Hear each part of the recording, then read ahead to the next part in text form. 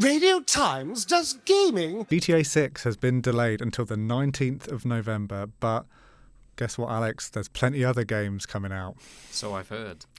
And guess what? We've actually already played a bunch of them and spoken to a bunch of the developers. We have? We have. Remember? Wow. You've got to remember. No, we have. We've got so many great games coming up throughout the year to see people through. I do think, like, if someone was, like, thinking of buying, like, a PlayStation to play GTA and now they're holding off, I might say you can buy one anyway. There's lots of other games coming out. There are lots of other games coming out. Get in the ecosystem. 2026 is not holding back on the games that are coming out next year. Yeah, it's weird because it's like, obviously GTA was originally meant to come in 25, I think was the first date they said. And so I think all of these games maybe thought they were dodging GTA by being in 2026, but now... Yeah, no dice. No dice. But there's plenty of months before November. But yeah, there's a lot more than GTA. There's plenty more fish in the sea. Let's jump into one of these interviews, shall we? I think we shall. All right then, let's go. Radio Times does gaming. Hi, I'm Alex. I'm gaming writer at Radio Times, and I'm here with Theuns Smit, the senior licensing producer on 007 First Light. Thank you for joining us. Thank you so much. Happy to be here. So, firstly, I just want to say, you know, it's Bond. It's like one of the biggest franchises in the world. What does it mean to be working on that? Oh, I think it means everything. It's so super exciting for us. You know, at Our Interactive, as you know, we have over 25 years of Agent Fantasy experience. So there's a lot, that we've done in the past and that sense that we can draw from. But when it comes to James Bond, I mean, he's like the original action spy. For us, it just felt like a hand fitting into a glove, being able to work on this and bring our style into it. So from the get-go, what is exciting for us is we knew from the start we wanted to go a little bit back, right? Have this reimagined origin story, and that's opened up a lot of paths for us to tell a really compelling story, and it's super exciting. And on that note, you know, there are so many iconic Bond stories. You have chosen to go back to like a young Bond. What was the reason for that? I think there's a few, but in a way it offers opportunity, right? It gives a lot of creative freedom for how we approach this. So when you meet James Bond in this reimagining that we're putting him in, because we really see this as a new chapter for Bond in gaming. When you meet him, he is not yet at MI6. He's not yet the cold, hardened, battle-scarred, perhaps Bond that you may have seen, in previously. He still has a bit of naivete, eyes wide open, and as he's about to enter this world of espionage, doesn't have his 00 status yet. So partly that he has that purpose that he's driving for, to discover who he is meant to be.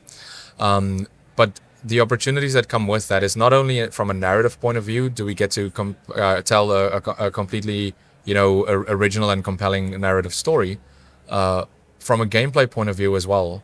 It offered a great chance that as Bond is busy, progressing through this journey, having that player progression from a gameplay point of view, you as the player are right there alongside him to go on that journey with him. So you feel a part of that.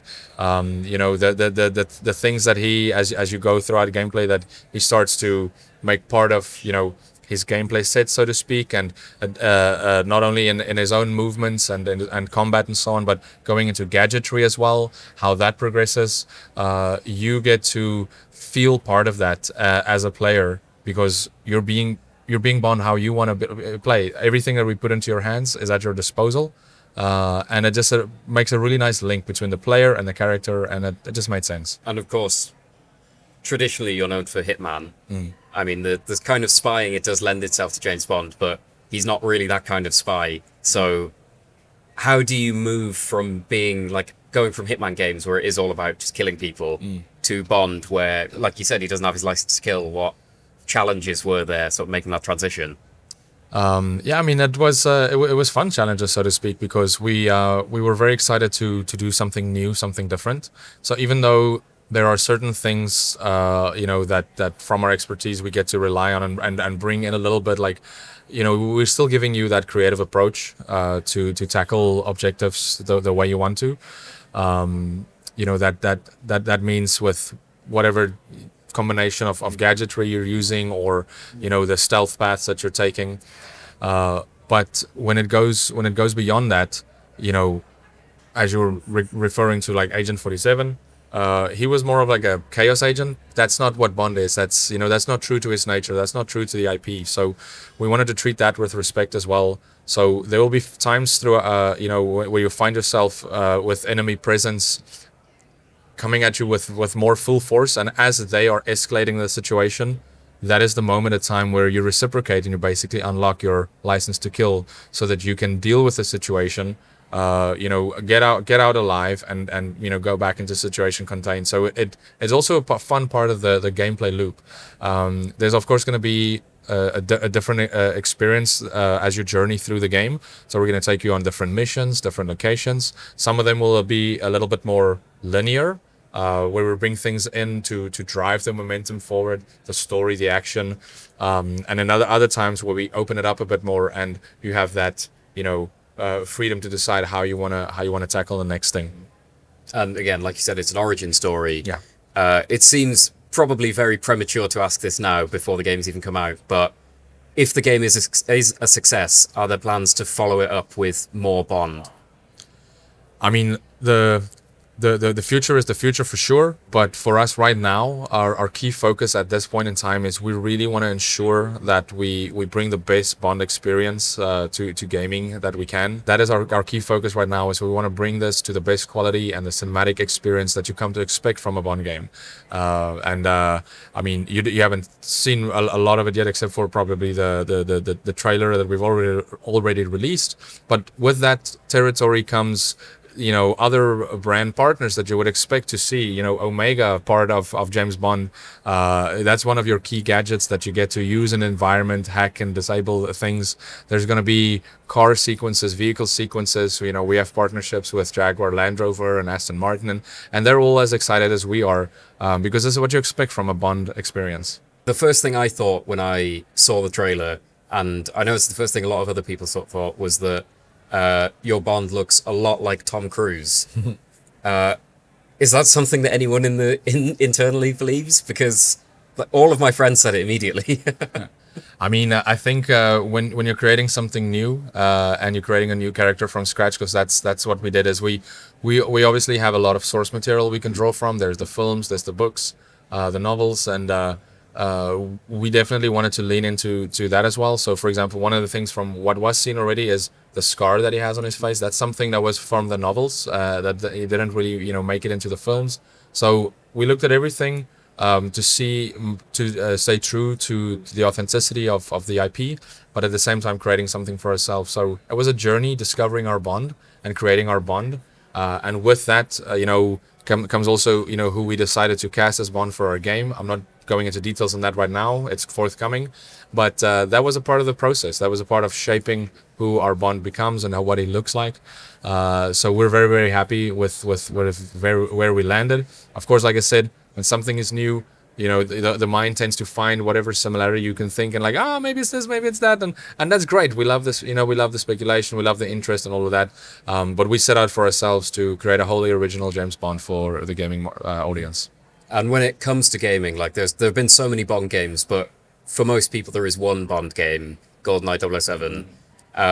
Obviously this is a very different game and a very different era, but is there almost a pressure that anything you put out will be compared to that game? I think that obviously acknowledging it is a fantastic game. There's a lot of praise and a lot of nostalgia that goes with that. But for us, we're focused on what we're putting forward, which is in an essence a third-person, story-driven action adventure game. That is a far wider and more expansive offering and gameplay experience that we're bringing forward. So once people get their hands on it and get to play it and get to experience that for themselves, I think it's there's something really special we have on our hands here, and we can't wait for you to get yours on it as well. Awesome. And would you say that there's like a core key elements of the gameplay that drives it forwards? Yeah, a lot of it is about Bond himself, his Bondiness. Let me give you an example. I was I was playing the game the other day at my desk, and without going into too much details of any spoiler or anything like that, I had an objective to reach, and after a little bit of traversal, I found a nice spot, and I was overlooking, and I had a few ways to approach it. First, I tried, just one path of stealth. Things escalated a little bit, came to the fisticuffs. But I tried again, and the next time I found myself in a situation, I remembered, but hang on, I'm Bond. I've got charm, I've got charisma, and there's another gameplay thing that we're bringing in called bluffing, where you get to, in the moment, contextually, basically talk your way out of a situation and diffusing it. And in that moment, it felt like such a power move. I didn't have to pull out my gun. I didn't have to punch anybody. I used my wit, my charm. That what makes him him.